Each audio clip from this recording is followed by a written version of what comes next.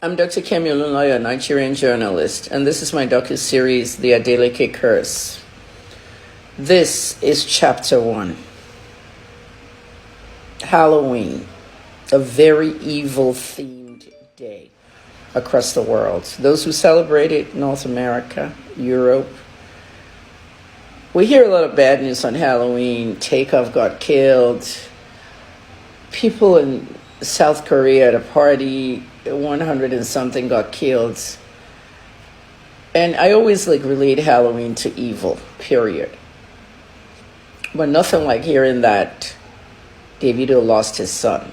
I got the news right after the drowning when they took him into Evercare Hospital. I have a source in Evercare who was giving me information. And as you know, I just finished Rico's case over there at Evercare. That's the hospital where Rico died, Rico Swavey, Patrick Fakoya.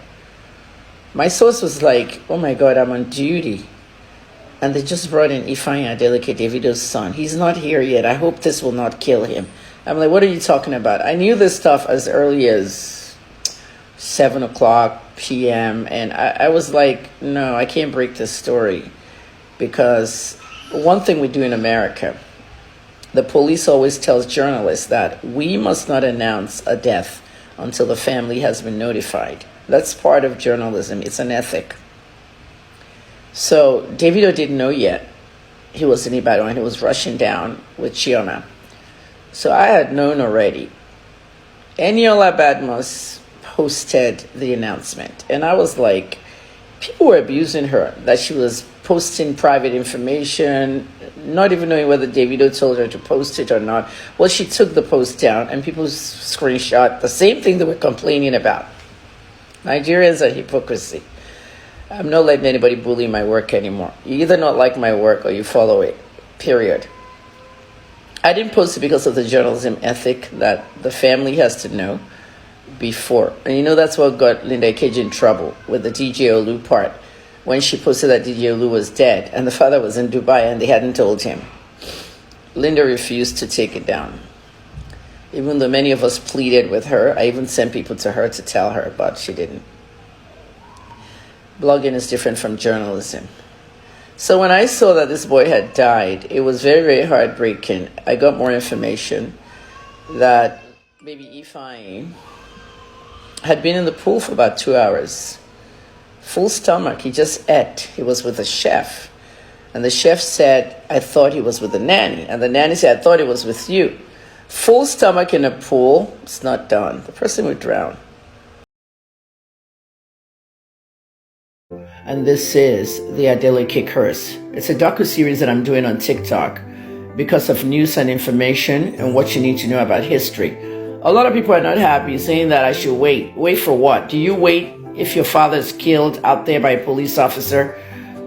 Should I wait for you guys to mourn your father in police brutality before I report it? No. Journalism is a rough draft of history.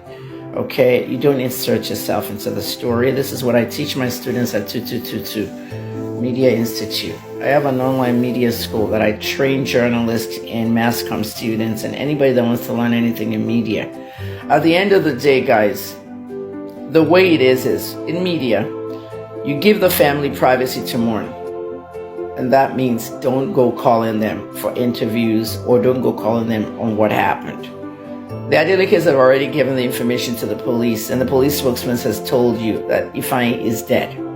Some of you are trending Ifeanyi is alive. You're using clout, okay? You're chasing clout with somebody else's bereavement. Figure that first before you come after the journalist. What I'm doing is I'm giving you a docu-series, okay? That's my work. That's how I pay my bills. That's how I eat, okay? A lot of you don't even support my work here to start with. So please don't tell me my assignments. You're not my assignment editor. I don't even work for a station. I work for myself. It's not about sentiments. We don't go with that. You should know that by now. I don't mourn anybody. I don't respect the dead and all that nonsense, okay? I work, and that's how journalism is done. The Adeleke Curse is just a sequel to Surviving Davido, a 10-chapter documentary I did about Davido and his life history. It is on YouTube, okay? Now, at one point there, his father wanted to sue me. The lawyer said, don't do it. It'll open a can of worms. I know a lot about the Adele case. My own experience with Very Madi, that's what I call Veronica. My own experience with her, all the stories my father told me. My father's still alive, 87. I think you should know these things. They're not secrets. A lot of you will sit down in your churches praying with your fake prayers on Sunday when your pastor says generational curses. Oh, pray that you don't have generation curses. Oh, generation curses will be broken. Fato Yibo uses it a lot in Koza. So does Ibiyomi and even Joe Osteen, the American in Lakewood. Generational curses. This is what I'm talking about here. The Adeleke curse continues, and there's a lot that needs to be done, and it's centered around Davido. He's the only one that can break that curse. See what happened in the Oluloyo curse? I broke that one. So you need to know how generational curses work. Some people have cursed you down the line in your generation, and some of you are cursing other people's generation now. And then see what happens 200 years later. Watch the Adeleke curse coming up.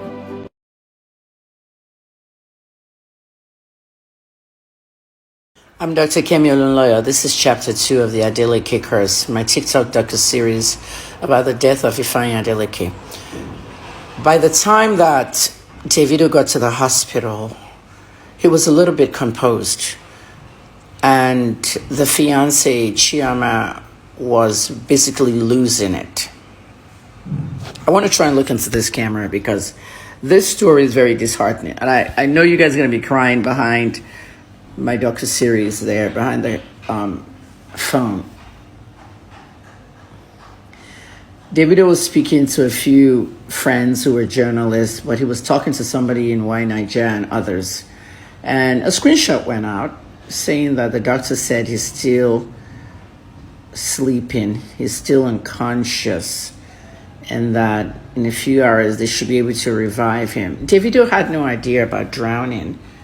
And when somebody has accumulated a lot of water, the water has entered the brain, they had a full stomach. There's a mechanism that everybody needs to know when you're near water. Pools, even bathtubs. Whitney Houston and her daughter, they literally drowned in the bathtub impaired. Children drown every day in the bathtub. We're talking about pools now. We're talking about D'Banj's son. We're talking about Davido's son. We're talking about pools, but we're not talking about the bathtub. It is so important. So Davido was basically talking to that person in the DM saying that he's still sleeping and he'll be up in a few hours. Unfortunately, the child was already dead. According to my source in Evercare, Ifeanyi was brought in, DOA, what we call dead on arrival in America.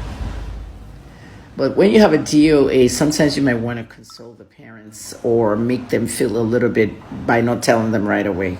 The boy had gone. He was dead. 2 hours in a pool, full stomach. Now let's look at the earthly stuff, because I'm spiritual. I'm not religious. I might do 1 or 2 churches online. I'm spiritual. I'm really not religious. The earthly stuff is who was taking care of the child. The chef said, I thought he was with the nanny. The nanny said, I left him with you. Now the police has released, today's the 3rd of November, the police has released everybody except 2. 8 arrested, 6 released. The nanny and chef are still behind bars going through interrogation. The police have to rule out foul play. There's no investigative journalist working on it. Dr. Kemi Oluloyo, Nigerian journalist, pharmacist, PR specialist. Okay, we're going to continue the Adeleke curse. We're talking about throwing away children, okay? Some of this stuff is going to be so shocking to you, but it's out there. I put these things online in 2018, 2019, but the whole notion was, don't even listen to that woman. She's crazy. She's mentally unstable. Don't even believe her. It's the same thing in November of 2019 when I told you guys that Kiki Morty did not enter that cold room in the BBC Sex for Grades, and he said, no, she's just jealous. Kemi, you're jealous.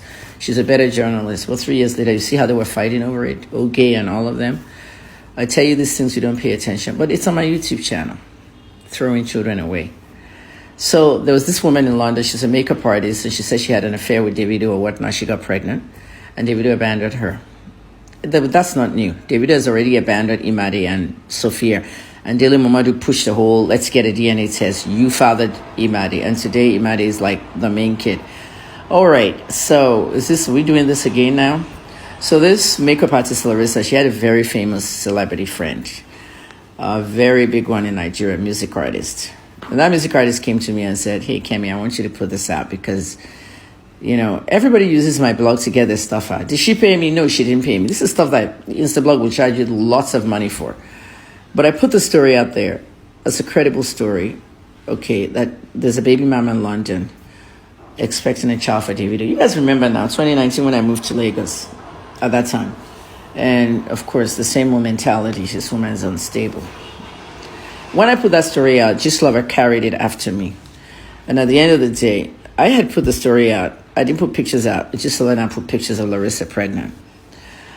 Sometimes during that pregnancy, during the pandemic, she went into labor. She couldn't get to the hospital. We're not allowed to go out in the pandemic. And the baby ended up being delivered in the house by someone in the girl's family. That celebrity came to me and told me this, and another bunch of stuff came out. Larissa said there were some things she found out when confiding with Davido. Davido was apparently going out with Chioma. Somewhere behind that whole area is when they had that affair, a makeup artist in London. And she said Davido confided in some things with her. And that information came to me. Like Chioma had 3 separate abortions. She tried to conceive for Davido. Each time she conceived a girl, ultrasound. It's a girl. No, she don't want a girl. She wants a boy for Davido. She got rid of 3 fetuses, female. She wanted a boy, and she finally got pregnant with a boy. And remember that year I was the one that announced that Chioma is pregnant when they said she wasn't pregnant. I said, not only she's pregnant, she's expecting a boy. And at the end of the day, put 2 and 2 together. I knew this job very well. She threw away 3 girls. Now her only boy, gone.